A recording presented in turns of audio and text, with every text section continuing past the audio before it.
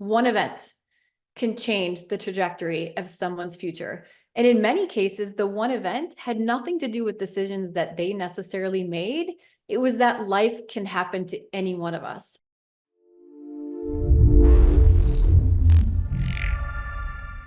Thank you, listeners, for joining us today on another series of EDU Unlocked with me, Ashish Fernando.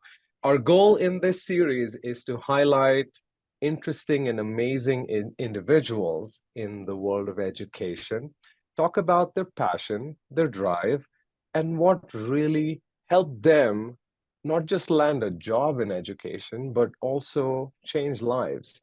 And joining us today is one such amazing person, a very close friend of mine, a customer, and really a change maker in the world of education, Vicki Greene, who's the president of the GED and the senior vice president for Pearson's Workforce Skills Division and the GED testing service. Welcome, Vicki. Thank you. So lovely to be here. I love being on the other side of the microphone. It's kind of fun.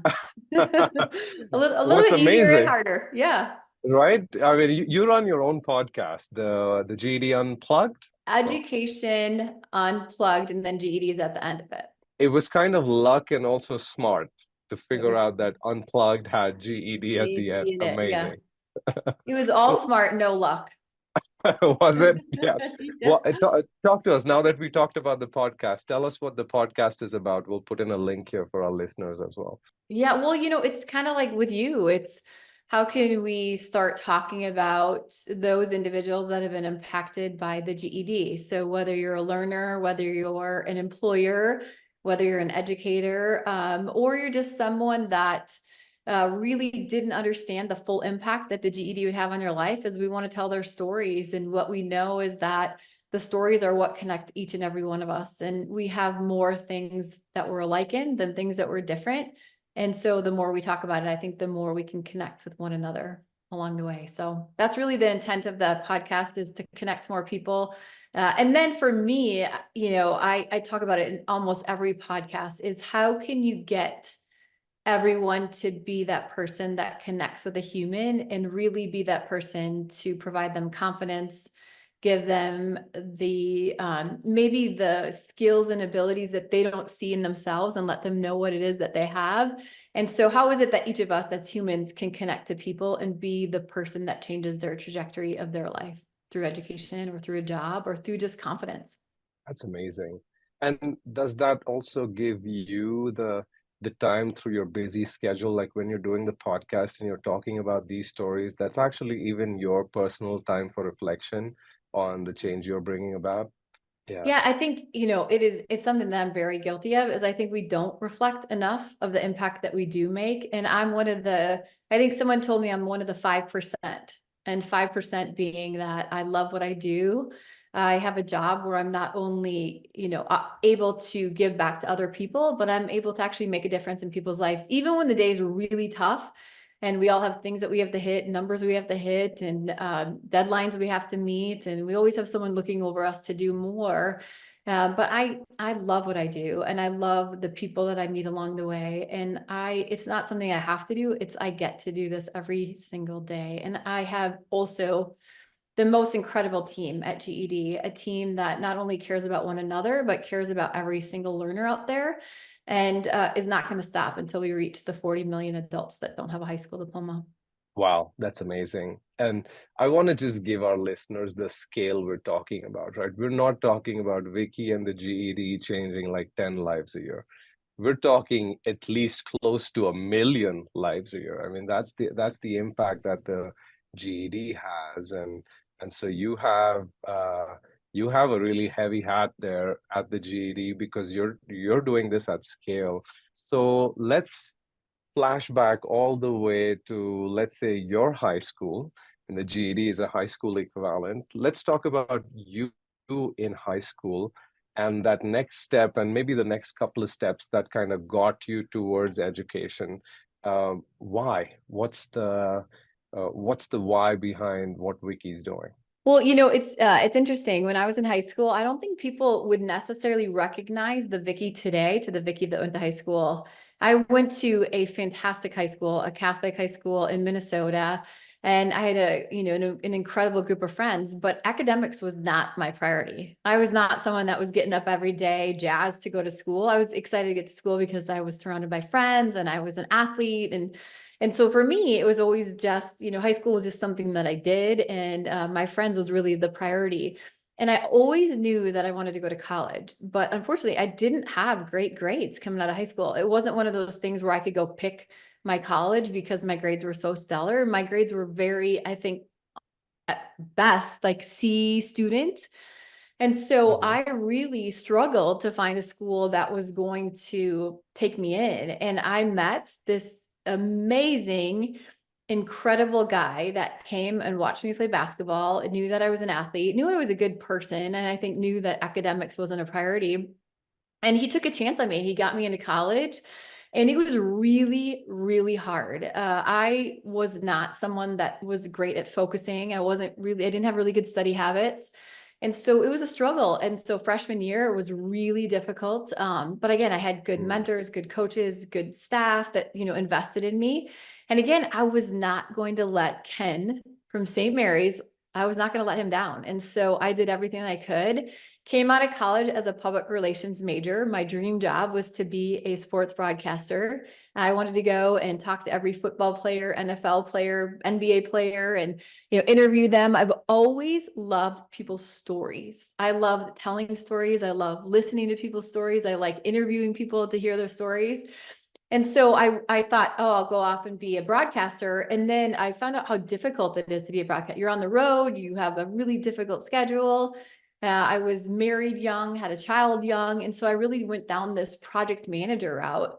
Got into technology, went into project management, then went into, consulting type of work, got into technology at a higher leadership level. And it was probably in my early 30s, after my third child, that I started recognizing, what is it that I really want to do? Like, where is it that I want to go? I wasn't interested in making banks more money. It wasn't something that I woke up every day really jazzed and excited. However, the team that I worked with was fantastic. So I was gifted with good leaders, good peers, good colleagues. And so I think it kept me in the game a little bit longer. And I was actually served up the opportunity at GED. So coming over to Pearson, working in education.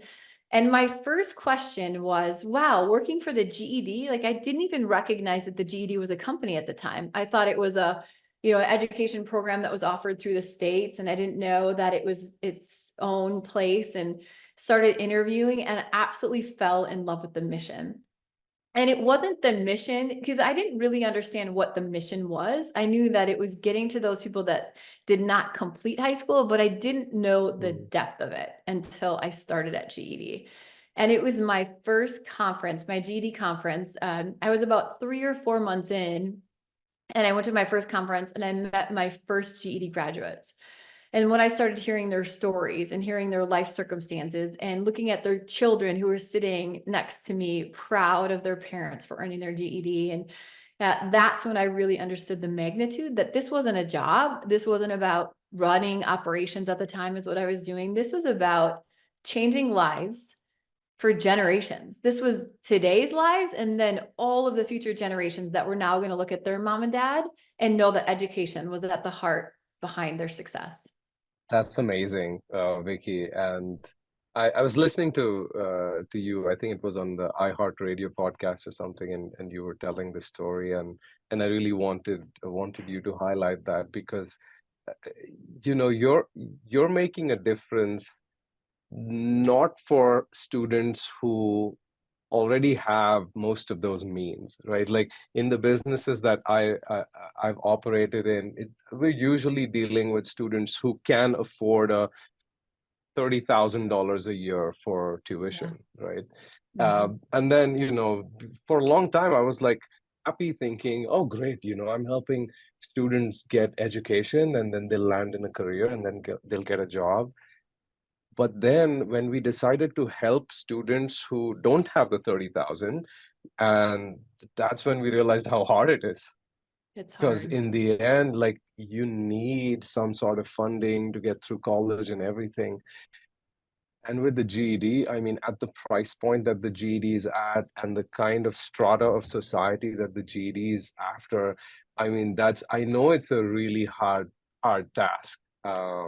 But your slogan is "We're not done yet." Yeah, we're Uh, not done. Mhm. and it's amazing. And I think it ties into that 40 million number that you mentioned, because that's the number of adults with no high school diploma, right? Right, that's right. Mhm. What's your ambition, and like, how are you going to get to that? Do you think you'll get to that, to the 40 million? I think when you think about 40 million, it's just a daunting number. And whenever I say 40 million, the first thing that everyone says to me is it really 40 million? And the answer is, unfortunately, it's 40 million, and in pocket getting bigger. And so for me, the answer is yes. I don't think that we can stop until we get to everyone. And so much about this, about someone not earning their high school diploma, is one life circumstance. One event can change the trajectory of someone's future. And in many cases, the one event had nothing to do with decisions that they necessarily made. It was that life can happen to any one of us. I've met thousands of students where maybe they left high school because they had to get a job to help support their family. Maybe a mom or a dad or someone was sick. And so in order for their family to make ends meet, they had to work. So to me, I look at that family and said, they're doing exactly the right thing. It's unfortunate that they had to do that, but it's the right thing for the family. Or someone may have severe anxiety or depression, so debilitating that it's really difficult for them to sit in a classroom. And so my response to that is that, maybe the K through 12 system failed that student and that learner because they really couldn't give them the services or the support that they needed to complete their high school. I've had circumstances where they struggled with maybe learning the same way that maybe you and I did.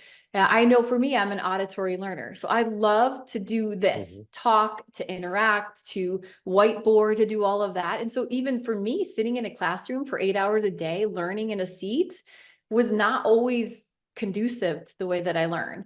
It had nothing to do whether I was smart. It just was, maybe that just wasn't a good day for me to learn that way in that subject. And so, the slogan "we're not done yet" could also, we kind of went back and forth, could be "we're just getting started." We're just getting started because there are millions of lives that still need their high school diploma. There's still millions of lives that need to be changed, because we know that everything about what every human wants to do is they want to get a career. They want to get a job, they want to get a career, they want to support their family, themselves, and they want to live the American dream, which is have a house, go on a vacation, be able to do the things that they want to do. And we know that without a high school diploma, it's really difficult to do that. Yeah, fantastic. I mean, just the way you think about it. I mean, you're thinking, Vicky, you're thinking need. You're not thinking want. I mean, you're helping so many people who really need that Amen. education to step up in their lives and help their families, right? I mean, we've been we've been helping a lot of students who want education. I mean, a lot Right. of them come from decent families, and it's not like if they don't get that next job, they cannot feed their third child who's going to be born like next month. Mhm. Whereas the GED learner in a lot of ways is typically like that person. And is it also hard though uh, to understand how to solve that? Because like when you're dealing with a student, right, who's looking for a master's from, I don't know, NYU, right, and who's communicative, who like, hey, I'm paying money, so I know this is what I want, versus somebody who struggled in life for the most part, so who's not very communicative about those struggles because they feel hey man, the world around me is kind of abandoned me, right? And I'm struggling. How do you get into the heart of that individual and find how to make that change? How Yeah. does the GED do that? How does Vicky do that? Well, here's the thing. I would say it's not a one size fits all. And that's, I think, a little bit of the gap that we have in our K through 12 system, is that we try to put everyone in a box to learn the same way. When I think about my three kids, every one of them went into a school, went into a classroom, has homework assignment, has certain ways that, schoolwork has to be done, homework has to be turned in. And I think the bottom line is not every learner learns the same way. Not every learner thinks the same way. And so that's no different when you become someone who's an adult going back to earn your GED, is that we have to really figure out who's behind the human. What really is it that their dreams and aspirations are tied to? So what we love to learn about every learner is, who are you? So when you come to GED, you create an account, is we want to understand who is the person behind the account. What do you want to do? Where do you want to go? And we also want to know, like, what's your favorite subject? Because what we know for a fact is that every GED learner that comes to us, the number one reason that holds them back is fear of failure. And again, it's not because they struggled, right? They struggled in maybe all of school, they struggled in life circumstances, but coming back is scary. It's very scary and it's very difficult. But the thing that I tell every GED learner is, number one, you came back, which is the most difficult part, is you showed up.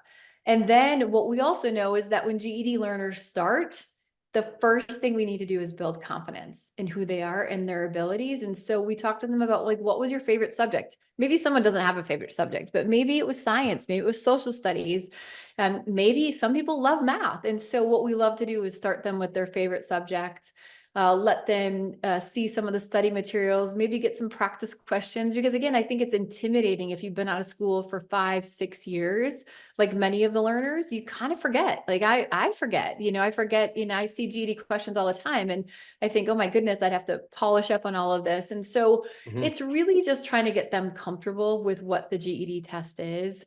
It's getting them comfortable with how to learn. And then it's really trying to find what's the best way we can help them learn. Because if we can help them figure out, maybe an auditory learner wants to hear more just public speaking kind of learning, and maybe someone wants to just do a book, and some people want to do videos. Like, we really try to get to the heart of what that is, and then try to meet them where they're at and give them those materials to help them get through the GED. Yeah. Love it. And I want to come to that how, because I know you and your team get really creative with how do you make that journey happen, right? With GD ready and all of that. And I want to get to that. But just going back to what you said about how hard it is, I'm going to quote one of your learners whom you quoted. Okay. I think you met them somewhere. You meet all your learners, and I know you're a very social person. You like listening to your learners and your customers. And one quote that you'd mentioned was one of the learners said, "It takes a lot of courage to start over, try again, to finish something that was left undone, or just start something new and challenging, and it's hard." Is that most of the learners who come to the GED? Do you think that's like a blanket statement that could apply?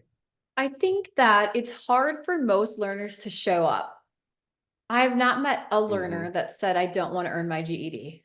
I have not met a learner Right. that said, I did not want to graduate from high school. Not one learner has said that. And so I think just showing up is hard. I think that what we find is many learners are pleasantly surprised at how much they already know coming into the GED. And then I think that it really depends on the learner. Some people come in and they take a practice test, a GED ready, and they're like, wow, I did really well. They're surprised by how well they did. We're not surprised, but they are. And then I think there's some learners that come in and they learn, okay, yep, I did some things really well. And then there's some things I have to study for. And by the way, most of us would have to study. If we've been out of school for 5, 6, 7 years, and it depends on everyone's situation, most of us would need some kind of studying. And so again, what we don't want to do is discourage, because it's okay. It's okay that you should have to study. And oh, by the way, it should be difficult, because anything that's worth it in this life is difficult. It's worth, you always have to pick your heart, and it's going to be hard. And what we say is that we're here to support you. And if one way of studying doesn't work, we have another. There's lots of things that we can do to help meet learners where they're at. It's not easy. And so that's the thing, is it's not easy. But the good news is it's not easy, but we have lots of learners. We have over 150,000 that graduate every year. And so we know that Amazing. you can do it, and we're here to do everything possible to help you achieve your GED credential. Amazing. And now you're also taking efforts in that next step of saying, okay, you'd not just graduate from the GED, but we're also going to help you find that and land that next opportunity, right, in your career, and you're starting to have a lot of emphasis on that early careers and all those things. So talk to us a little bit about how that's going to shape the GED over the next, let's say, 4 to 5 years in terms of what the learner actually gets when they come to the GED. Yeah, it's one of those things. That's where, again, I think it's we're not done yet, or we're just getting started. Is ideally we want to give everyone learner not only the opportunity to earn their credential, but also to where they want to go in their career. And again, we know that every learner is bringing a lot of skills, a lot of abilities. We know they have determination. We know that they have grit. We know that they're great problem solvers. We know that their life in many circumstances, one of the learners I talked to, and I'll never forget, Justice, said, my life was, I was living in project management. I was trying to figure out how to get from a bus to a job to night school to figure out how I was going to earn my GED back home, and figured out that every single day. So just living for many of our learners is navigating and problem solving, just like really just grinding through. So we want to help once that GED learner earns their credential. Now what we want to do is figure out what are all the skills and abilities that you have. What are roles that you've already obtained maybe in your career path? And then open their eyes to things that they don't even recognize about themselves. So maybe they're really good, strong communicators, or maybe they're really good writers, or maybe someone's really good at math. And so what we want to start doing is opening up their eyes to careers based upon where they live, employers that are hiring in those fields, maybe put them on a path to additional education. So maybe there's some skills that they could obtain in different career paths. And so our goal is to take every GED learner from earning their credential to understanding what skills and abilities that they have, and then connecting them to scholarships, apprenticeships, internships, maybe content paths for them to learn more things, and then ultimately land with an employer that's going to invest in their future career aspirations.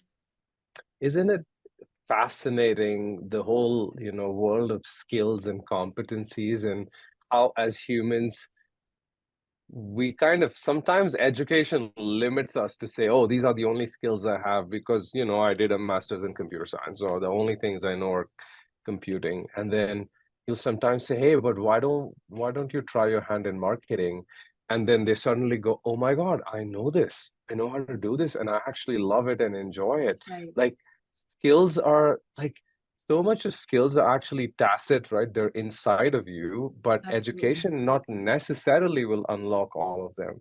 So I'm sure you're finding a lot of fascinating things around that, of how do you match a learner to the right career, and it doesn't have to be connected to what they've done in life.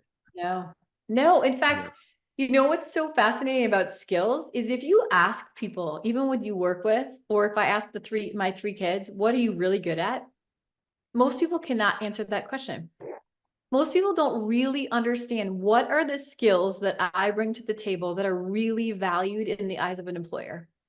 And that's a Wow. really difficult thing. And so I love this conversation of, what are the skills that you have? And in most cases, when we tell someone the skills that they have, their eyes wide open. Like, I had no idea that I was a really strong communicator, or I had no idea that I bring energy to the table, things that maybe aren't measured, or I had no idea that this skill of communication equates to these careers, these areas, and this is a salary that I can make.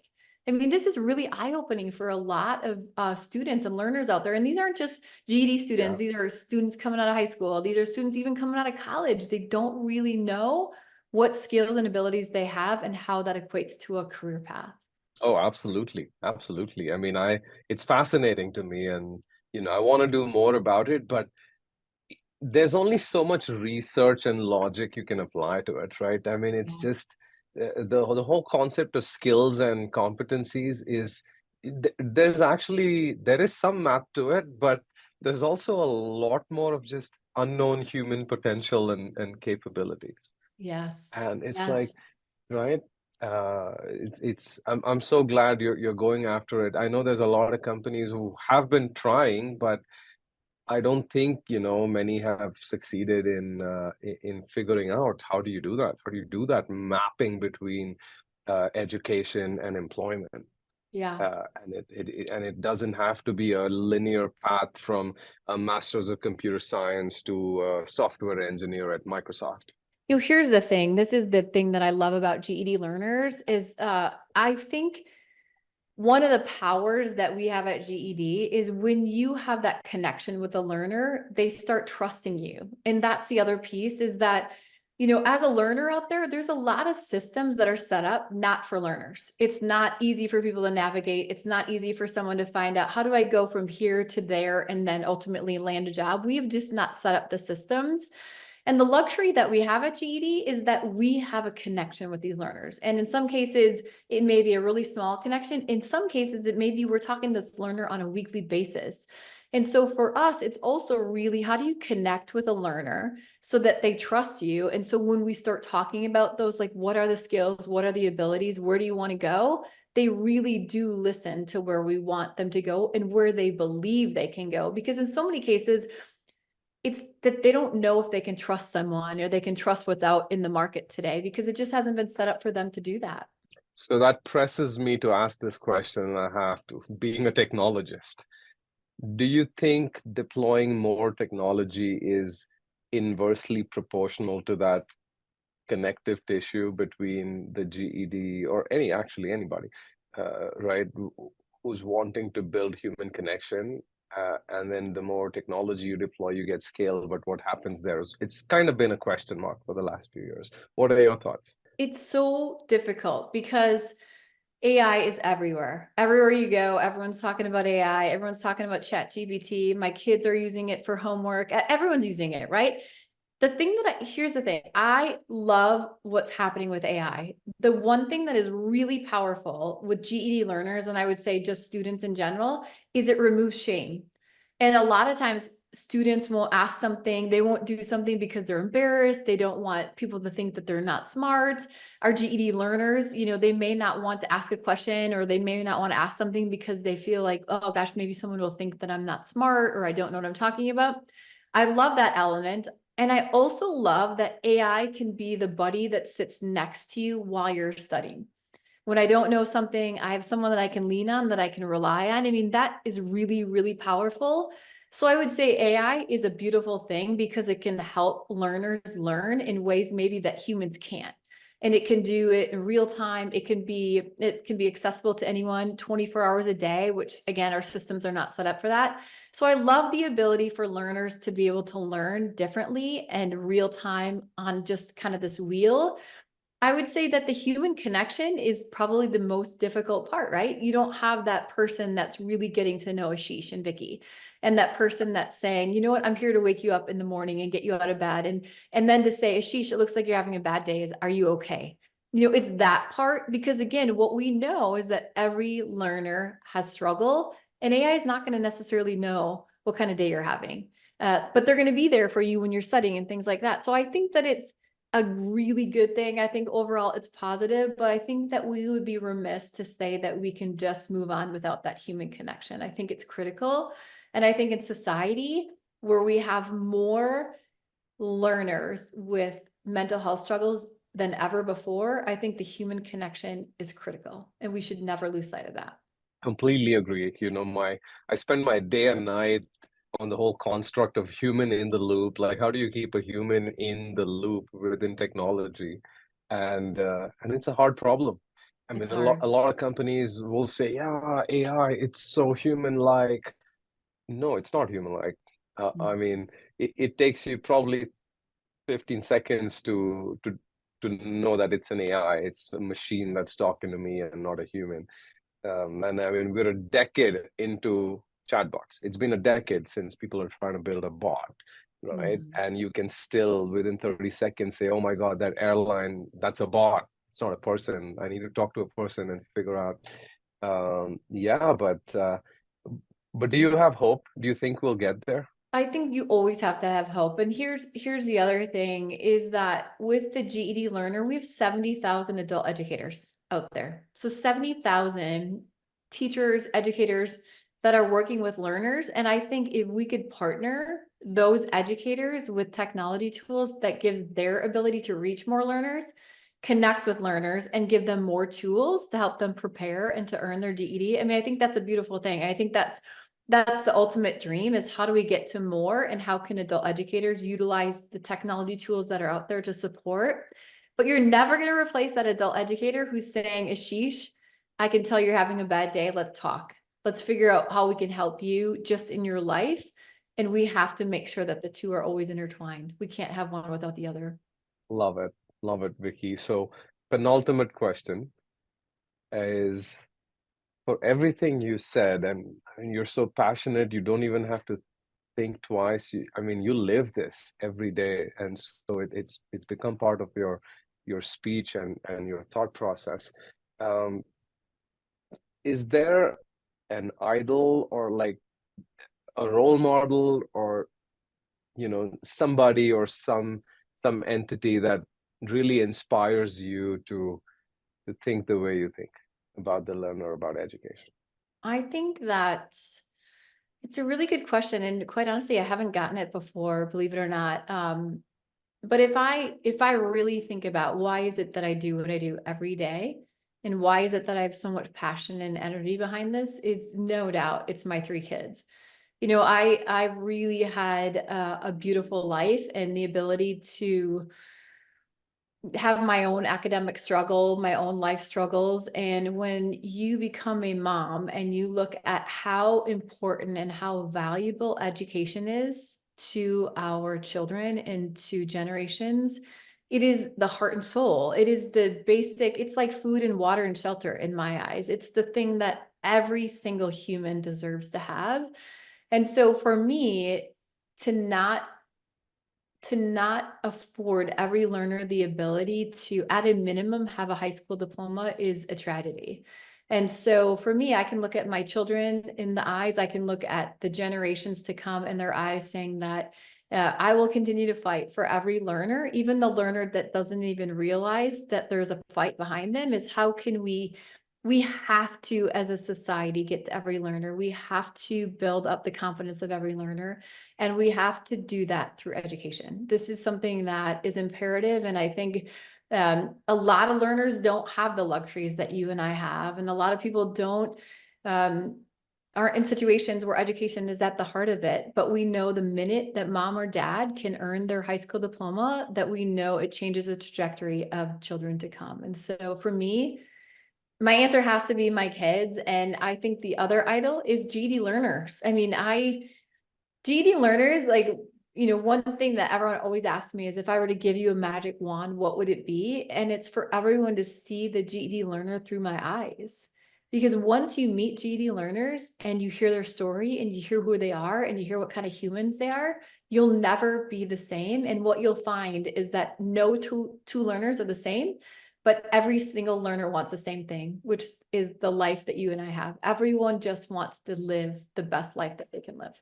Wow, that's inspiring and powerful. And that was going to be my last question, is what do you want to leave this podcast with? What do you want our listeners to have, the one thought? And I imagine that's what you would want to tell them, is at some point meet a GED learner, talk to them, and understand where they are, and try to compare that with where you are. And that thought will never leave you. It will never leave. That's exactly right.